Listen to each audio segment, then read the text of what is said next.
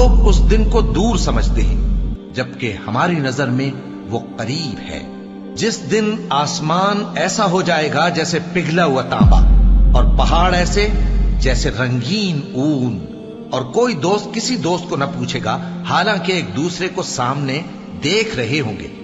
اس روز گناہگار چاہے گا کہ کسی طرح اس دن کے عذاب کے بدلے میں سب کچھ دے دے، یعنی اپنے بیٹے اور اپنی بیوی اور اپنے بھائی اور اپنا خاندان جس میں وہ رہتا تھا، اور جتنے آدمی زمین پر ہیں غرض سب کو دے ڈالے، پھر اپنے آپ کو عذاب سے چھڑا لے۔